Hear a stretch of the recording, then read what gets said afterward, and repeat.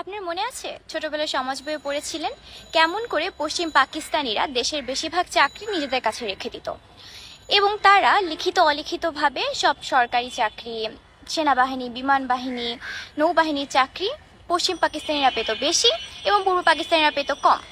এই ক্ষেত্রে তারা অনেকগুলো অজুহাত দেখাতো। তার মধ্যে একটা অন্যতম অজুহাত ছিল ব্রিটিশদের কাছ থেকে পাকিস্তানকে স্বাধীন করার জন্য যে আন্দোলন হয়েছে সেখানে খেটে খাওয়া পূর্ব পাকিস্তানের মানুষজনের তেমন কোনো অবদান নেই। বেশিরভাগ অবদান কাদের? পশ্চিম পাকিস্তানিদের। সো ওরাই হচ্ছে দেশের বেশিরভাগ উচ্চ পদস্থ যে চাকরিগুলো আছে ওগুলো ডিজার্ভ করে। সো তারা তাদের আমলের এই যে বৈষম্য শুরু করেছিল সেটা কিন্তু অনেক বড় একটা কারণ ছিল মুক্তিযুদ্ধের। দ্য আইরনি ইজ, এখন এই মুক্তিযোদ্ধা কোটা সৃষ্টি করতে গিয়েই এমন একটা বৈষম্য করা হচ্ছে সাধারণ মেধাবী শিক্ষার্থীদের সাথে।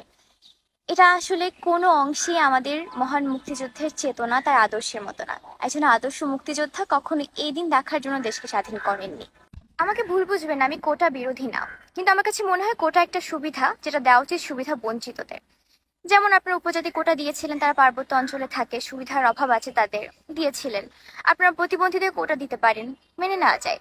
কিন্তু নিজেকে একবার প্রশ্ন করে দেখুন তো, আপনার মনে হয় যে বাংলাদেশের একটা মুক্তিযোদ্ধা পরিবার তারা 8-10টা সাধারণ পরিবারের চেয়ে কম সুবিধা পায় মেধাগত দিক থেকে, মেধার বিকাশগত দিক থেকে? তাহলে কেন তারা বাংলাদেশের সব মেধাবী শিক্ষার্থীদের সাথে একসাথে প্রতিযোগিতা করতে পারবে না? কেন তাদেরকে এক্সট্রা সুবিধাটা দিতে হবে? আমার এই ভিডিওটা বানানোর কারণ হচ্ছে আমি বাংলাদেশে বেশ প্রতিষ্ঠিত একজন ইনফ্লুয়েন্সার একটা পোস্ট দেখেছি। তিনি তার লাখ টাকা দামের গাড়িতে বসে কোটা আন্দোলনের কারণে সৃষ্ট জ্যামের নিন্দা করে লিখেছেন যে এমন আন্দোলন করে লাভ কি যেটার কারণে জনগণের দুর্ভোগ হয়।